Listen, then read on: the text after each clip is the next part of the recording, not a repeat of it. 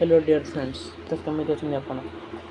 ଆପଣଙ୍କୁ ମୁଁ ସ୍ୱାଗତ କରୁଛି ଆମର ଚ୍ୟାନେଲ୍ ଜିତେନ୍ ପୃଷ୍ଠକୁ। ତେବେ ଆଜି ଆମେ ଦେଖିବା ଯେ କ୍ଲାସ୍ 11ର ବୁକ୍ 1ର ପ୍ରଥମ chapter standing up for your self. ତାର ରାଇଟର କେନ୍ ୟେଭଗେନି ୟେଭତୁସେନ୍କୋ। ଓକେ, ତେବେ ଚାଲନ୍ତୁ ପ୍ରଥମେ ତାଙ୍କ ବିଷୟରେ କିଛି ଜାଣିବା। ଫାର୍ଷ୍ଟ ଦେଇଛି କ'ଣ, ଇଣ୍ଟ୍ରୋଡ୍ୟୁସିଂ ଟୁ ଦ ଅଥର। ଏଠି ତାଙ୍କର ପୁରା ନାଁ ଦେଇଛି ଏବଂ ବ୍ରାକେଟରେ 1933 ତାପରେ ତାଙ୍କର 1933 ଯେଉଁ ଯାଇଛି ସେଇଟା ହେଉଛି ତାଙ୍କର ବାର୍ଥ ଡେଟ୍। ତାଙ୍କର ସିଏ ଏବେ ଯେହେତୁ ରିସେଣ୍ଟଲି ମରିଛନ୍ତି, ତେବେ ତାଙ୍କ ଡେଟ୍ଟା ଦିଆହେଇନି। ଆଉ ସିଏ ଏକାଧାରରେ କ'ଣ ଥିଲେ ନା, Russian poet, novelist, essayist, dramatist, screen writer, actor, editor and director of films. Okay, ତେବେ ଚାଲନ୍ତୁ ଡେରି ନକରି ଆରମ୍ଭ କରିବା standing up for yourself the unit 1ର ଦ ଟେକ୍ସଟ। ତେବେ ଚାଲନ୍ତୁ ଷ୍ଟାର୍ଟ କରିବା। ପ୍ରଥମେ କ'ଣ ଦେଇଛି ନା, I was living alone in an empty flat in a quiet Moscow street. ଏହାର ଅର୍ଥ କ'ଣ ନା, ମୁଁ ମସ୍କୋର ଏକ ଶାନ୍ତ ଗହଳି, ଅର୍ଥାତ୍ ଯେଉଁଠାରେ କୌଣସି ପ୍ରକାର ଗହଳି ନଥିଲା, ସେହିଠାରେ ଏକ ଖାଲି ଘରେ ଏକୁଟିଆ ରହୁଥିଲି। My parents were divorced and my father was lived somewhere in Kazakhstan with his new wife and their 2 children.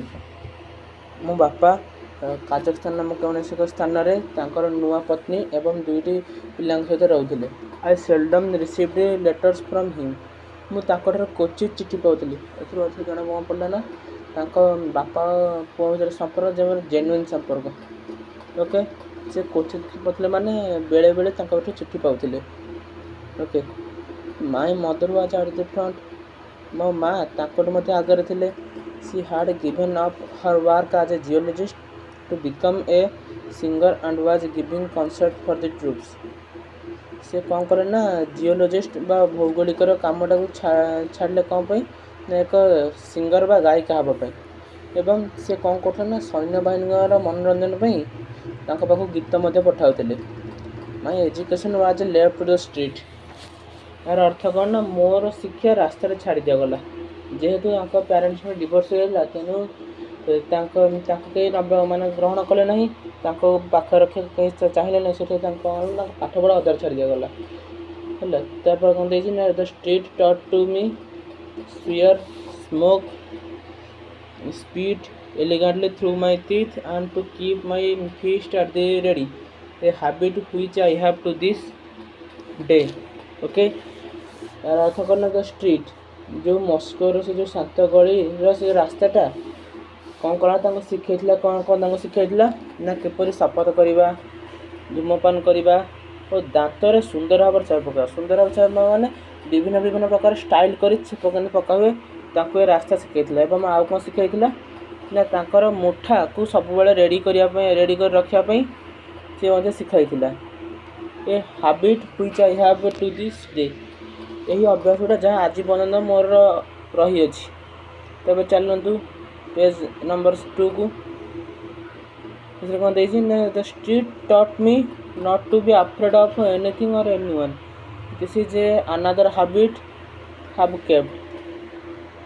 ସେ ରାସ୍ତା ମୋତେ ଆଉ କ'ଣ ଶିଖାଇଥିଲା ନା, କାହାଠାରୁ କିମ୍ବା କେଉଁ ଜିନିଷଠାରୁ କିମ୍ବା କାହାଠାରୁ ନ ଡରିବା ପାଇଁ ମଧ୍ୟ ଏ ରାସ୍ତା ମୋତେ ଶିଖାଇଥିଲା। ଓକେ, ତେବେ ଏହା ତାପରେ ଲେଖକ କ'ଣ ଲେଖିଛନ୍ତି ନା, ଏହା ମୁଁ ରଖିଥିବା ଅନ୍ୟ ଏକ ଅଭ୍ୟାସ। ମାନେ ସେ ଯେଉଁ ତାଙ୍କୁ ରାସ୍ତା ଯେଉଁ ଶିଖାଇଥିଲା, ଏହା ମଧ୍ୟ ଏକ ଅଭ୍ୟାସ ଥିଲା ଯାହା ସେ ରାସ୍ତା ତାଙ୍କୁ ଶିଖାଇଥିଲା। ଓକେ, ତେବେ ଚାଲନ୍ତୁ ତାପରେ ଆରମ୍ଭ ପୁଣି ଥରେ ଓଡ଼ିଆ ପାରାଗ୍ରାଫ ଦେଇ ଚାଲନ୍ତୁ ଦେଖିବା। I realized that what mattered in the struggle for life was to overcome my fear of those who were stronger. ମୁଁ ଏଥିରୁ ହୃଦୟଙ୍ଗମ କଲି ଯେ ଜୀବନ ସଂଗ୍ରାମରେ ଗୁରୁତ୍ୱପୂର୍ଣ୍ଣ ବିଷୟ ହେଉଛି ଯେଉଁମାନେ ଅଧିକ ଶକ୍ତିଶାଳୀ ସେମାନଙ୍କୁ ଭୟ ନ କରିବା। ଓକେ, ତେବେ ଆର କ୍ୱେଶ୍ଚିନ୍ ଆନ୍ସର୍ ମୁଁ ଆଉ ଗୋଟେ ଭିଡ଼ିଓରେ ଡିସ୍କସନ୍ କରିବି। ତେବେ ଚାଲନ୍ତୁ ୟୁନିଟ୍ ନମ୍ବର 2। ଏଥିରେ କ'ଣ ଦେଇଛି ନା, ଚାଲନ୍ତୁ ତାର ଟେକ୍ସଟ ପଢ଼ିବା। The ruler of our street was a boy about 16 who was nicknamed Red. ତେବେ ତାଙ୍କର ଷ୍ଟ୍ରିଟ୍ରେ ଗୋଟେ ଗୁଣ୍ଡା ସ୍ୱଭାବର ପିଲାଟେ ରହୁଥିଲେ। ହେଲା, ତାର ବୟସ କେତେ ଥିଲା ନା 16, ଯାହାର ଡାକ ନାଁ ଥିଲା କ'ଣ ନା red. Red was big and broad shouldered beyond his years. ତା ବୟସ ଅନୁଯାୟୀ ତାର ସାଇଜ୍ କ'ଣ ଥିଲା ନା ବଡ଼ ଥିଲା ଏବଂ ତାର କାନ୍ଧ ଦୁଇଟି ପ୍ରଶସ୍ତ ଥିଲା। Red walked masterfully up and down our street legs wide and with a slightly rolling gait like a seaman on his deck.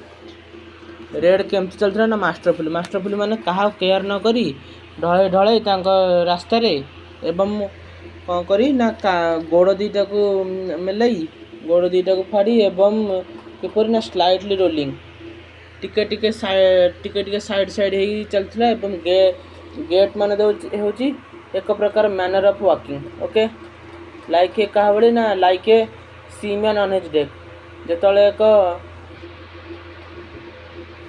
ଯେପରି ଏକ ନୌକାରେ ବସିଥିବା ଲୋକଟି ନୌକାରେ ଗଲାବେଳେ ଯେପରି ଢଳି ହୋଇ ଚାଲିଥାଏ, ସେହିପରି ସେ ମଧ୍ୟ ରାସ୍ତାରେ ସେହିପରି ଚାଲୁଥିଲା। ତେବେ ଚାଲନ୍ତୁ ପେଜ୍ ନମ୍ବର 3 କୁ। From under his cap, it peaked always at the back of his head. His foreleg tumbled down in a fairy cascade, and out of his round, pock-marked face, green eyes like a cat's sparkled with scorn for everything and everyone.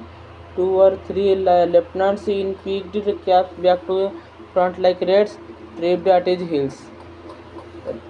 तार are अर्थ कौन ना from under his cap माने से गोटे कैपटा पिंधिला है सी केमी पिंधिला ना से माने कैप्र अग्रभागटा तार सब मुंडर पछ भाग से पिंधुला माने कैपटा से उल्टा कर पिंधिला। His forelock tumble down in a fiery cascade, तार जो जट गुड़ा था चुटे बड़ जट बंधा हुए जटटा था सी सब ओहली रोला ना केमी ना को वाटर फाउंटेन आप देखिदेवे जेपरी एक वाटर फाउंटेन जल तलू ओहला पर जना पड़े सेहीपरि तार जट गुड़ा ओहली रही। And out of his round pock marked face, बसंत रोग है जेपरी मुहरे पॉक मार्क्ड रही जाए सेहीपरि तार से बसंत रोग है तार बसंत रोग होता एवं से पॉक मार्क्ड गुड़ा ता मुहर रही जाता। ग्रीन आइज लाइक ए कैट्स, ग्रीन आइज मान तार जो आखि गुड़ा थी से कौ रंगर से ग्रीन कलर क्या भाई ना गोटे बिले भाई। Sparkled scorn for everything and anyone, से आखि गुड़ा कौन करूला ना सब जिनिस आ समस्त को अपमानित करूला। एठार फेस विषय दिखाई ना कौन his round pockmarked face, green eyes like a cat sparkled with scorn for everything और everyone. Okay, 2 or 3 lieutenants in peaked caps back to front like red tripped at his heels। तार चेला माने कौन कहते ना तांकर कैप को मध्य red भाया पिंधुले कौन पाई ना रेड जपरी भय रही समस्त लोक मान सेहीपरि भय देखापी से मैंने रेड भली टोपी पछाड़ कर पिंधुले। ओके, तब रेड